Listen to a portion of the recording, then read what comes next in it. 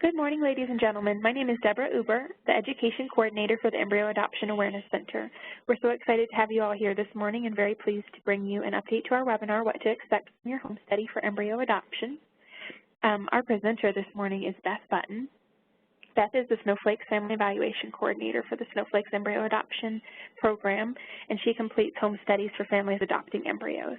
She has a Bachelor's of Science degree in Family Science and has worked for Nightlight Adoptions for 13 years. She has some great insight into what you should expect from a home study, and we're so happy to have her insight for this webinar. But before we get started, I do want to do a little bit of housekeeping. During the presentation, all participants will be in a listen-only mode. There will be a question and answer session at the end of the presentation using the questions you submit through the Q&A feature. You may submit your questions at any time during the session, and we will answer as many as possible at the end of the presentation. To ask a question, simply click on the Q&A panel in the lower right-hand portion of the screen, type your question into the dialog box, and click the Send button. If you happen to be in the full screen view, you can click on the question mark icon on the toolbar in the lower right-hand corner of the screen. This will open the Q&A panel on your screen only. When you submit your question, it will be visible to all of the panelists but not visible to other attendees.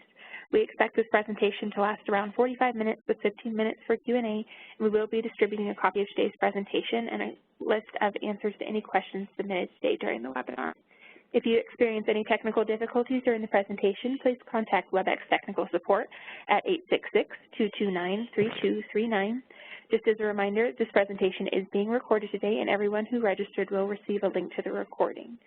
Thank you so much, Beth. We really appreciate you joining us today. I am going to go ahead and let you take it from here. Okay, thank you, Deborah. So I just wanted to start off with our goals for this particular webinar. Our goal is for you, the adopting families, to understand the purpose of doing a home study for an embryo adoption. We also hope that you will learn the role of your social worker in the process, and also that you will have enough information that you can begin gathering information and documents that you will need for your home study.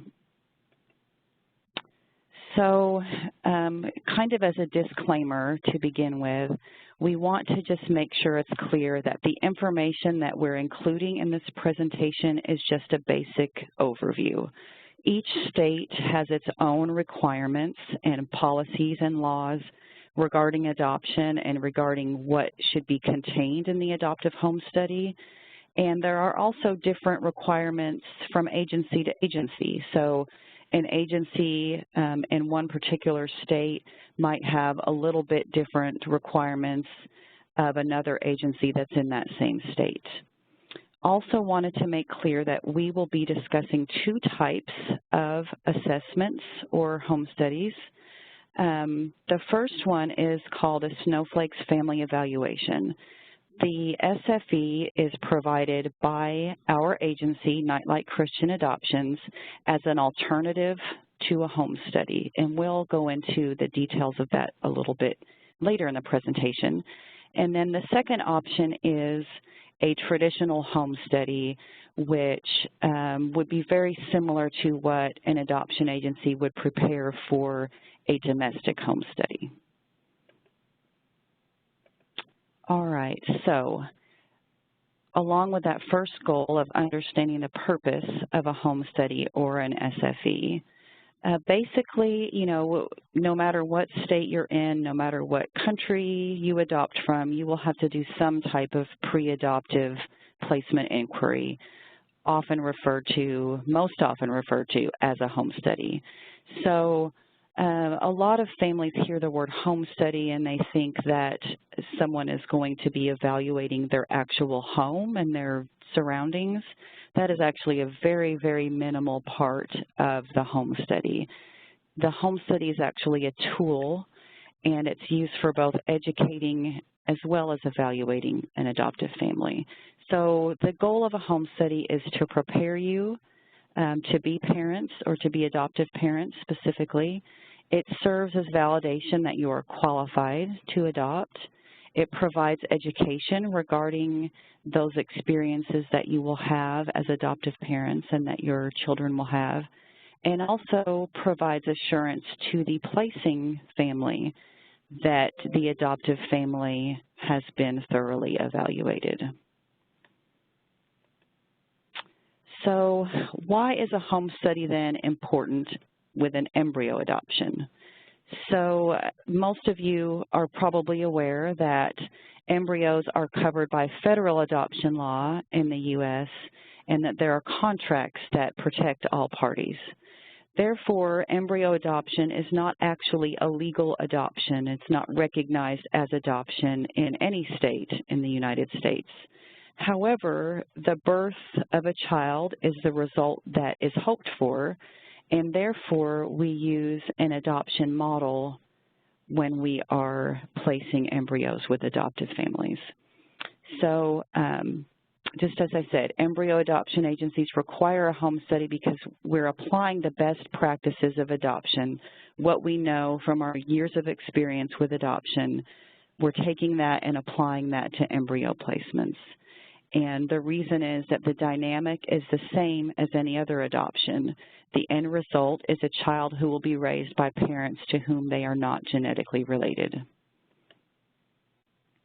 Just as a general overview of what the home study entails, these are elements that you will find in, I would be comfortable saying, every home study that you would do, regardless of the agency and regardless of the state that you live in.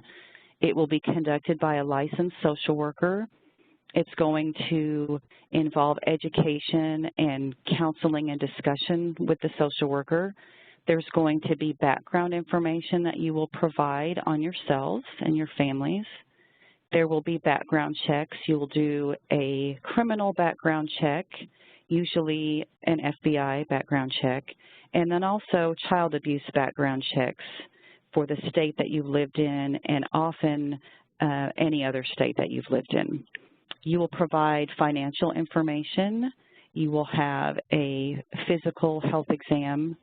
You will have people provide references for you, whether that's, verbally by interview or letters that they submit. And then there's always some element of post-placement or post-adoption follow-up following the birth or the placement of the child.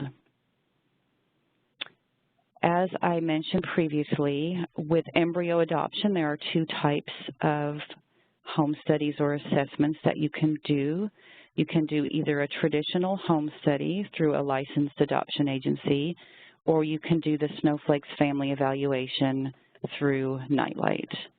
And I've outlined just kind of as concisely as I could the differences between the two.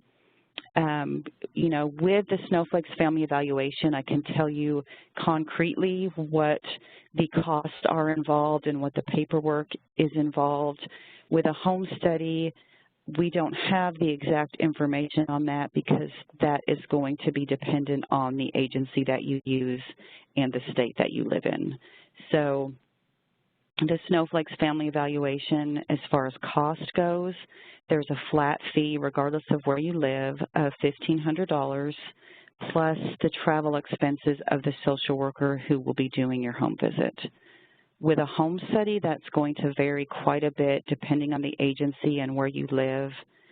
And usually the cost ranges from $1,200 to $3,000. I actually probably should have amended that because there are agencies that charge as much as $3,500 for a home study. And then, again, it's at their discretion whether they bill you for the social worker, travel expenses, and what amount they would bill you for that. The Snowflake's Family Evaluation is generally completed sooner, quicker than a home study, and it is offered in all 50 states and internationally because we don't have to be licensed in every state to be able to do the Snowflake's Family Evaluation. If you do a home study, you will have to use a provider that is licensed in the state where you reside. The Snowflake's Family Evaluation is valid for 2 years as long as nothing significant changes during that time. Home studies, again, just depending on the state that you live in, generally are good for 1 year. although in some states they can be good for up to 2 years. The Snowflakes family evaluation requires 1 visit in the home. Home studies generally require at least 2, if not more, face-to-face visits. The downside, I guess, of doing the Snowflakes family evaluation is that it is only valid for an embryo adoption, and it can't be transferred to any other type of adoption in the future, or if you were to perhaps change your mind and decide to not proceed with embryo adoption and prefer to switch to another program, you would have to then start with a new home study. And the opposite is true generally with a home study. Most agencies will allow you to modify a home study for an embryo adoption to apply to a different program. There is typically going to be a fee associated with that because they will have to probably do another visit with you and amend that report. But again, the fee involved with that is just dependent on the agency that you use. Okay, with both the home study and the Snowflakes family evaluation for embryo adoption, there should be a discussion on openness with the adopted child. So what that refers to is how you are going to share with your child their story of the adoption and how they joined your family, and how early will you start discussing these things with them. We also will have a discussion on open adoption, and that refers to openness with the genetic or birth family. We want to emphasize that open adoption is not equal to sharing custody of the child or children. It does not involve co-parenting, and it is perfectly fine to set boundaries with a genetic family with whom you have some openness and some communication. And then the other element that should be included is understanding the placing family and what their desires are for these embryos and what type of communication they are considering as far as openness with the adoptive family. Some of the things that we like for families to understand about the placing family: they have completed their family building. There are likely full genetic siblings to the children that you are adopting through embryo adoption, and that they may desire ongoing communication with you, the adoptive family. And there's also the possibility that they will not desire any ongoing communication. The thing that I remind families of quite a bit is that when you look at the requirements for a home study or an SFE, it may seem overwhelming, or it might seem like we're nitpicking in some way. But actually, the things that we're asking you to provide are based on the desires that the genetic family has expressed to us of things that they would like to be assured of when they are placing their embryos for adoption. This way, even if they don't want any communication and if they want the donation to be anonymous, at least they have the reassurance that the family has gone through a home study or an SFE and therefore know that they are going to a family that has been, thoroughly vetted and evaluated. As far as the report format, the Snowflakes Family Evaluation or Home Study report itself, with the home study, again, it really varies a lot depending on the agency that you use and the state in which that agency is licensed. Most agencies are free to develop the format that they choose as long as it contains the list of required information, and they can just put that in any format that they desire. However, there are a few states that require agencies to use what's called the SAFE, Structured Analysis Family Evaluation format, and that is a very specific format with specific questions and answers that the family provides. Again, that's not common in every state, but there are a few states that require that. As far as the Snowflake's family evaluation, the report format is not determined by any state or federal regulations. We, as an agency, include elements in the home study that simply uphold the best practices of adoption. And the format will look very similar to a domestic home study. Cost is a major concern for families, which is quite understandable. As I alluded to earlier, the cost of a home study is going to be set by the provider. So whatever agency you choose to do your home study, if you choose a home study rather than a Snowflake's family evaluation, will set those costs. And often it's going to include an application fee. Sometimes there's a fee schedule as far as when fees are due. You might not have to pay everything up front, but probably pay part of the fee up front and maybe the rest in increments until the process is complete. Most agencies will require a payment for the social worker traveling costs, whether that's mileage or, meals, depending on how far away they are from you. And then also with education being a requirement for any home study, agencies can either provide that education themselves, or they can refer you to another provider, or they can simply have material that you will read or review. And either way, they can charge you for that education, or they can provide that free of charge, just based on their discretion. With the Snowflake's family evaluation, again, that is a flat fee regardless of where you live of $1,500 plus the social worker's travel expenses. Obviously, where you live is going to greatly affect the social worker travel expenses. We've had families who live within a couple miles of one of our offices, so their travel expenses will be extremely low. They will just be paying the federal mileage rate for those few miles. When we have families who live far enough from one of our offices that airfare is required, obviously the cost is going to be greater for those families.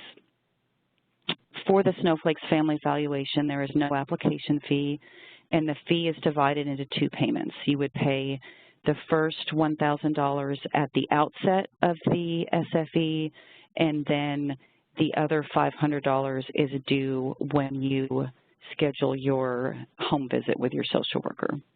We provide all of the education to our Snowflake's adopting families free of charge through webinars such as this one, and also through some articles that we would ask you to read.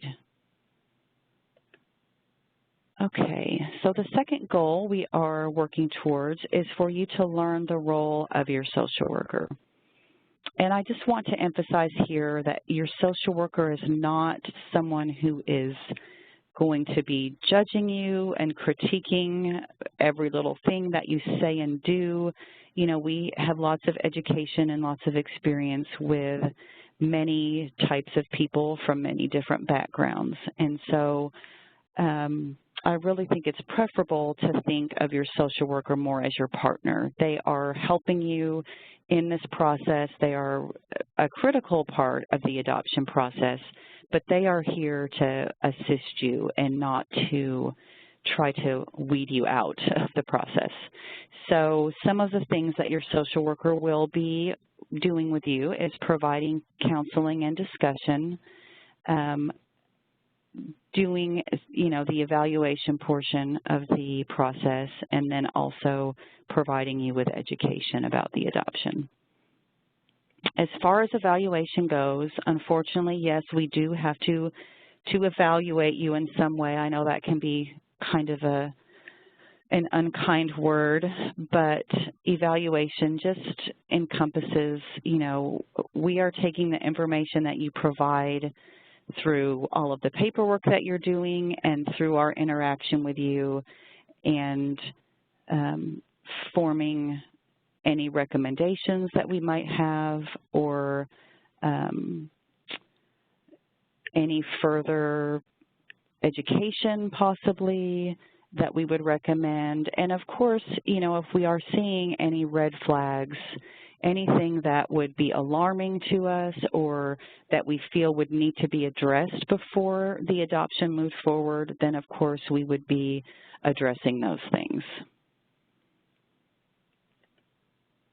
As far as the education goes, you know, the education really is the bulk of the home study process and really the most important part of the process. So, you know, we encourage you to do a lot of self-education. A lot of people, once they come to us, have already done quite a bit of research, which is great. We do provide, you know, all of our webinars free of charge, and then we have specific ones that we ask you to watch if you are completing a Snowflakes evaluation or a home study for a Snowflakes adoption. And then we also have the articles as well that we would ask you to read. And then during the home study process, when you're meeting with your social worker in person, all of those elements will be reviewed with you, and we can discuss any concerns that you might have or any questions about any of the education that you've done. The required education, as I said, consists of the recorded webinars on issues related to embryo adoption, and then the articles relating to donor conception, openness, and embryo adoption in general. I would like to point out at this point that if you are doing an adoption through the Snowflakes program but have chosen to do a home study rather than the Snowflakes family evaluation, we ask you to actually do the same education that you would do for the SFE. So if you are in the Snowflakes program, regardless of whether you do a home study or an SFE, you will do the same education. That may be in addition to what your home study provider asks you to complete, but that embryo adoption education is the same. As far as the counseling goes, and I do want to just make the distinction here that when I use the word counseling, I'm not referring to therapy by a licensed therapist. When we use the word counseling, we're referring to basically the discussion, the education, you know, the advice that your social worker will provide to you. And so we encourage you to just reach out with any questions or concerns that you have, because your social worker has been trained, and social workers who do Snowflakes family evaluations actually complete quite a bit of training before they are assigned to do an SFE, and they are required to complete the same education that you are. So they are familiar with all of the education that you are receiving. All right, so the next goal that we have is we would like for you to feel prepared by the time we are finished with this webinar to begin a home study or SFE and to begin gathering the information that you would need for that. Again, just a disclaimer, you know, we are speaking in very general terms, and if you are doing a home study, I don't know exactly what your home study provider is going to ask of you. And so some of these requirements are going to vary, you know, depending on who you use for your home study, and you would need to verify with them what exactly it is that they require. Most home studies and the SFE require the following documents. You know, typically you will begin the process by completing an application and submitting a current photo. Most agencies will ask for some type of autobiographical information. So whether they ask you to just sit down and write in a brief autobiography, or if they have a Q&A format they ask you to complete, there's going to be some, you know, personal history that you're going to provide there. They will ask you to provide personal references and often an employer reference. As I mentioned, you know, previously, any agency is going to ask for the child abuse background checks and the criminal background checks through the FBI. Oftentimes, you'll be asked to name a guardian in case it should be necessary for your child to have a guardian if something were to happen to you, both of the parents, and a guardian would need to be named. The financial information you will provide a lot of times that will include the tax return, verification from your employer, whether that's through pay stubs or an actual letter from your employer, driving history, verification in the form of certificates for marriage and birth. If there have been previous marriages, we would need to see the divorce decree or final judgment of the dissolution of that marriage. There is typically going to be physical exams that are required, and then most often CPR and first aid certification is required as part of your parent education. So just breaking that down a little bit, we'll kind of go through some of the specifics of those requirements. Your story. So your autobiography can be very thorough or maybe not so thorough, just depending on the agency, but we're trying to get a picture of you and of your background and your history and simply who you are. Some of the things that would be contained in that we would be looking for would be just information about your family of origin, including your childhood experiences, how many siblings you have, how your parents raised you as far as discipline and the closeness of your relationship with your parents. We'll be interested in your education, not just how educated you are, but also what your experiences were like in school. What was school like for you as a child? We'll also be asking if there are any significant life experiences, whether those are during your childhood or just as recently as, the current time when you're going through the home study process. And then your employment status, are you currently employed or not, your satisfaction with your job, and what your employment history is. Marriage and parenting will also be addressed. If you are married, the length of your marriage, how you met, how you handle disagreements if those come up, how you plan to integrate a child into your family or a second or third or fourth child, whatever the case may be. If there were previous marriages, how did those end? What were the issues that led to the end of that marriage? Discipline. If you have children, what type of discipline are you using with them? And then if, this will be your first child, what are your ideas about discipline? And have you talked about whether you're going to spank or not spank and those types of things?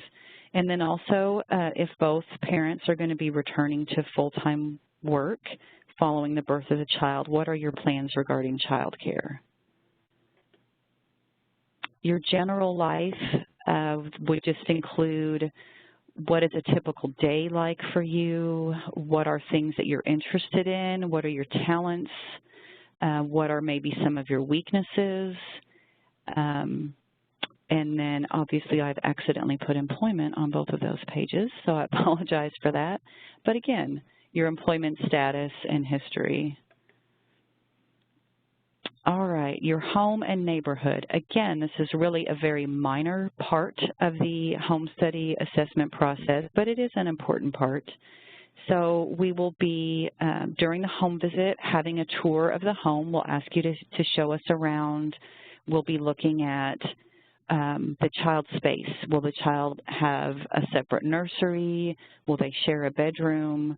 Do you have basic safety measures in place, such as smoke detectors, carbon monoxide detectors, are firearms and other hazardous materials stored appropriately, things of that nature. And then just a little bit about your community. What is your neighborhood like? What are the demographics? how close do you live to community resources such as shopping, medical facilities, schools, things of that nature. Religion. So we are a Christian agency. It is in our name. However, we don't discriminate or expect our adoptive parents to be of the exact same mindset that some of the staff at Nightlight may be. So what I mean by that is that, yes, we will be asking about your faith, we'll be asking about your religious upbringing and your current level of practice in your religion. However, if you tell us that you are not currently active in a religion, that is not going to disqualify you from adopting. This is, again, just information on your background and your personal history and who you are, and we're not using this information to, be judgmental of you in any way. There's going to be, like I said, some kind of statement of health through those physical exams. Any home study or Snowflake's family evaluation is going to entail a physical exam.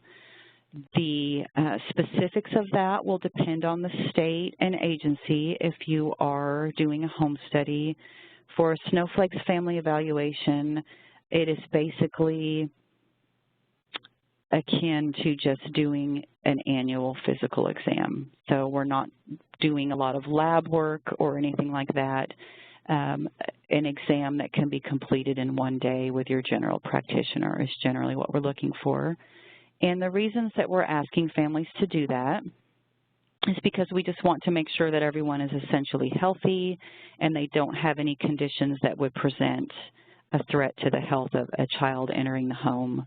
And also that the adoptive parents have a normal life expectancy and that they are able physically and emotionally to care for a child or an additional child.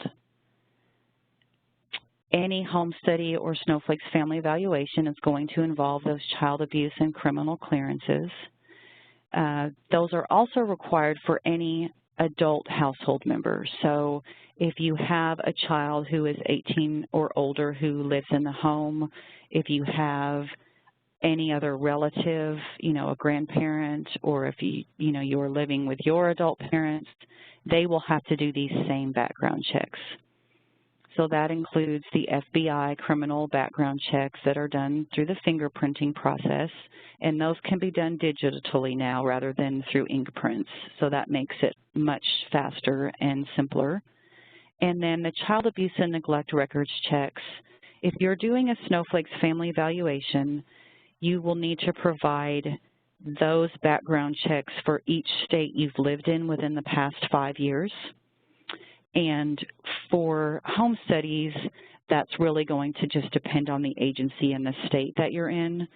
If, for example, you were to do an international home study, you would have to provide those records for any state you've lived in since turning 18. And so some agencies, even for domestic adoption, will still follow that same rule. So there is a possibility you'd have to go back even further than 5 years. But for the SFE, you would just be going back 5 years to request those from each state that you've lived in. A question that once in a while will come up, I like the heading here that Deborah has used, but we were young and foolish. Every state and adoption agency has different policies regarding accepting adoptive parents who may have a less than perfect past. And so if there is something that you have been investigated for as far as child abuse and neglect, or if you have a criminal history, if something's going to show up on those records, then, that's basically going to be dealt with on a case-by-case basis. Misdemeanors, things, maybe traffic violations related, those types of things are generally not going to disqualify you to adopt. Obviously, felony convictions and those that are violent in nature, they involve the harm of someone else are going to be a lot more serious, and those that involve children are definitely going to be more seriously considered and would possibly be a cause to disqualify you. What we encourage families to do is to notify us from the very beginning of the process, even before they apply to adopt, that these things are going to show up on the records. Please don't wait until the background check is returned to the social worker and then they are seeing all of these things and you have to explain those to them then, because that is not going to look very good and probably fare very well as far as they're granting you some leeway with those. So being very open and honest from the very beginning is what we always would recommend with that. All right, as far as your income and how you handle your finances, generally agencies are going to be asking for some, perhaps all of these elements. So your W-2 or W-4, generally that or the tax return. Some agencies may be asking for both. They may ask for copies of, say, a month's worth of pay stubs, or they may ask for a written verification from your employer. Some of the things that we're considering when we're looking at financial stability and considering what we consider to be financially stable is, how much you have in your savings and checking accounts, what is the balance of your mortgage and any other debts that you have, such as credit card debt or car payments, other loans, and then what is the value of your investments and insurance. Do you have life insurance? Do you have health insurance? Things of that nature. Okay, moving on to personal references. Often what you will be asked to provide is the information on those references, and then some agencies will contact the references themselves, and that's why you're providing their contact information. Nightlight uses the process of having you contact your reference, and then they submit a letter to us following guidelines that we provide to them. And then some suggestions of who you can ask, would be close friends, coworkers, neighbors. Many agencies will actually have guidelines as far as how many relatives you can use. So we generally ask with an SFE that you have one reference be a family member and then two that would be non-family members. The purpose of the references is just basically we're completing the picture of you, and as far as your personal history and with their opinion on the type of parent you'll be and whether you're prepared for adoption. And so, people who know you best are the people who should be writing these letters or providing the references, and people who obviously are aware of your adoption plan.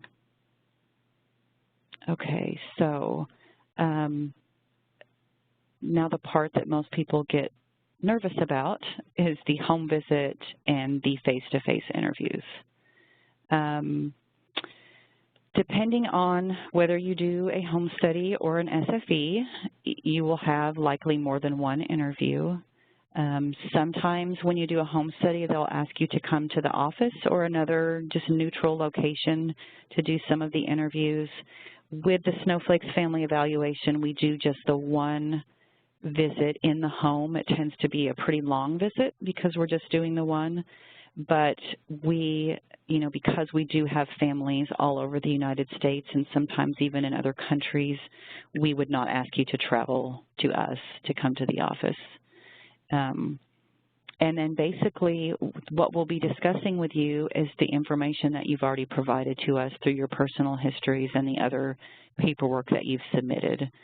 Again, if there are any skeletons in your closet or any concerns you have, please discuss those openly with the social worker. The home visit itself, definitely not a white glove inspection. Yes, your home should be orderly and tidied up. It doesn't need to be perfect and spotless. We know that people live there, and so, you know, we expect it to look lived in. The social worker will, like I said, tour the home and visit each area of your home. Sometimes for home studies, they'll even have you draw up a floor plan of your home. For the SFE, we just do a description, how many bedrooms and bathrooms, and kind of a description of how those spaces are used.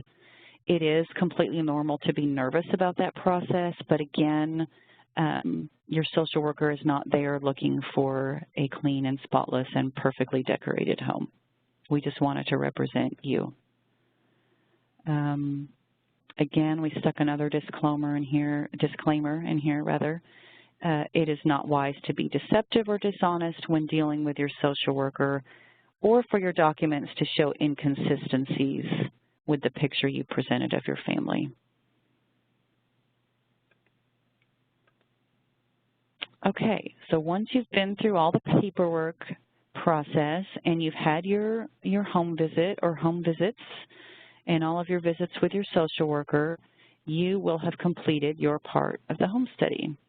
And so for the report to be finalized, it's generally reviewed by the placing agency, generally the supervisor of the social worker who is creating the report, to make sure that it meets their requirements and that there aren't any errors or typos, that type of thing. Some agencies and states will allow the family to review the report as well before finalizing it. With the SFE, we do allow the family to review the draft, and then the social worker who completes the draft will submit that to me and I will review it as well. And then once everyone has approved it, we are able to sign and finalize that. With a home study, generally it's going to have to be notarized and have original signatures. With the SFE, we do not require notarization. And so once it's completed, I will send that to our Snowflakes team members in California that are responsible for the matching process so that they can use that to move you into the matching phase.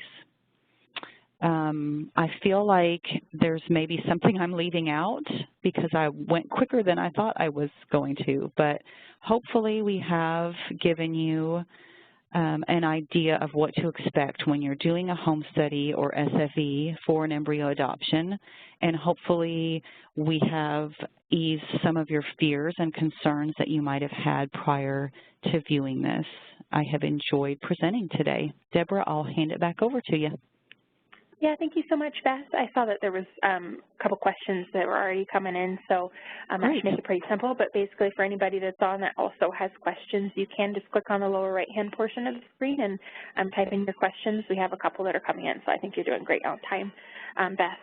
So the first question that I had that came in was, can you further explain the post-birth visit? What is the purpose of that visit? Yes, that is a great question, and I probably should have gone into that a little bit more. So when you're doing a home study, generally a domestic home study is what you would do for an embryo adoption. States have guidelines as far as how many post-placement visits they require, and I'll just give you an example. I'm in Kentucky, and in Kentucky, when you place a child for adoption domestically, you have to meet with the family every month until the adoption is finalized. Other states is not quite as demanding, but when you're doing an embryo adoption, then that agency or that, I guess, using the guidelines of their state, will decide then if you will need to have post-birth or post-placement visits following the birth of that child, and that would be completely at their discretion. Some of them may say, oh, well, this isn't really a domestic adoption, it's an embryo adoption, so we don't need to do those follow-up reports, while others may say they did a domestic adoption, even though it was for an embryo adoption, it's still a domestic home study, so we need to follow up and do those visits with the family. With the SFE, I can tell you with certainty what our policy is. We do a post-birth visit at right around 6 weeks after the birth of the child or children, and we do those by video conference. Again, that's because we have families all over the place, and we don't want you to have to incur those travel expenses again. So we do those by video conference. And then at 1 year after the birth of the child or children, we'll ask you to just send in a self-report. It doesn't require a visit with a social worker. It's just a form that we will send you and ask you to complete and send back to us. Right, absolutely. Okay, and then I had another one come in that was basically, they're just wondering at what point the child is considered to be their child in embryo adoption. Oh, that's a good question too. So the, I guess, advantage of embryo adoption is that once those contracts are signed, once the genetic parents, the donor parents have signed the contract and the adoptive couple has signed the contract, those embryos become your property, which again, we hate to use that term when we're talking about children, but those embryos at that point are your property. And then when a child is born in any state in the United States, whoever gives birth to that child is the legal parent. So your name is on the birth certificate. You don't have to worry about finalizing the adoption or having the genetic parents' names attached to that at all. So I hope that makes sense. They're your embryos once you sign the contract, and when the baby is born, they are just as much yours as if they are of your genetic makeup. Absolutely. All right, and then I had another one come in. Should you receive an evaluation that results in being denied by snowflakes, would those reasons and feedback be shared? Even if not rejected, do you receive that candid feedback?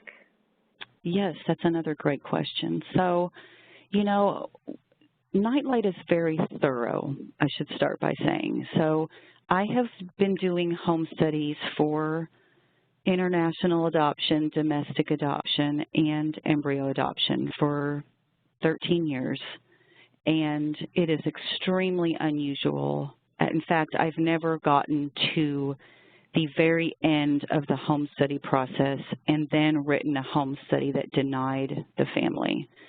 What we generally will see is that with our inquiry process being so thorough and with you having so many conversations with the inquiry specialist, that if there are concerns, generally those have already been addressed before you would even begin your home study or SFE. And then if concerns are raised during the process, which again is really pretty rare, and the concerns are significant enough that I would not feel comfortable approving you to adopt, we would then interrupt the process at that point, very candidly share our concerns and the reasons that we would not be comfortable continuing to work with you, and then give you the opportunity to go ahead and withdraw from the process so that you would not have following around with you the fact that you had been denied a home study. You are required to share with whatever agency you use, whether it's Nightlight or another agency, you're required to share with them if you have been through a home study process previously and what the outcome was.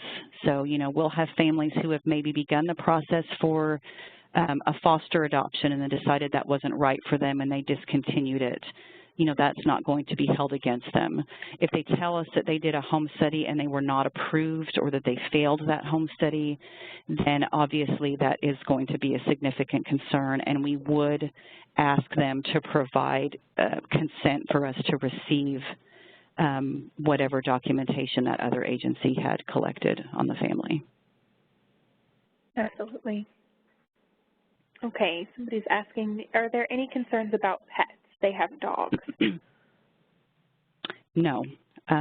Different home study agencies will address that differently. Sometimes you'll be required to provide their immunization records and or a letter from their vet stating that they don't feel that they will be harmful to a child or that the child would be safe in a home with those particular pets. But generally, if they're current on their shots, that's not a concern. Now, obviously, if there are multiple pets and it's causing an issue with maybe the cleanliness of the home where it might not be safe in that way, you know, that would have to be addressed. But no, I've never seen a home study denied because there are pets in the home. Most of our adoptive couples have pets. Mm-hmm. All right, and then the last one I'm seeing so far, for the home visit, are you expected to have a nursery already set up or rather just have given thought to where a child would fit in? Oh, another great question. So when you're doing an SFE, the answer is no. We would like for you to have a space identified, whether that's in a bedroom with another child or in your bedroom for the first 6 months, and then we're going to move the baby into another room. But you don't have to have a crib. You don't have to have a nursery and bedding set up.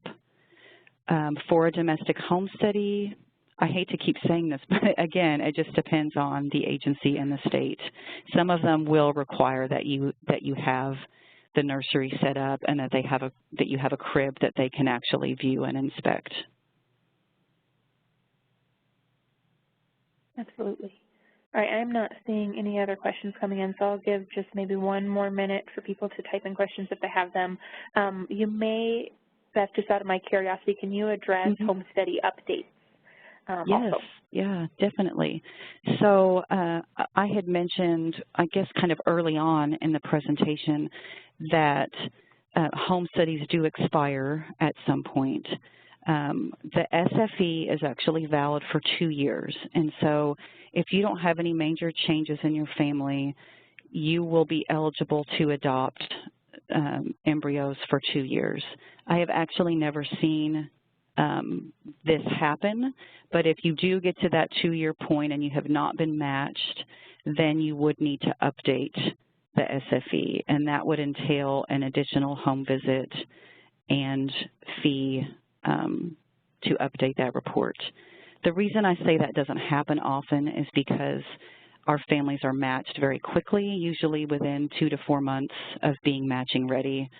So a family actually having to wait for 2 years is literally unheard of. We've never had it happen. We don't anticipate that it's going to happen anytime in the near future, but if it did, it would have to be updated at 2 years. Home studies, most states, a home study is only valid for 1 year. Some of them it is 18 months or 2 years, but generally it's 1 year that they're valid, and then they would have to update their home study in order to be matched with embryos. Again, even a year-long wait is very unusual, and I've not seen any families have to update a home study either. Okay, perfect. I don't see any other questions coming in, so I'm going to go ahead and wrap up the webinar. I think we're just on time, so that's great. Thank you again, Beth, so much for presenting this with me. Thank you. And thank you, everybody that attended. We really appreciate it, and we hope you have a great day.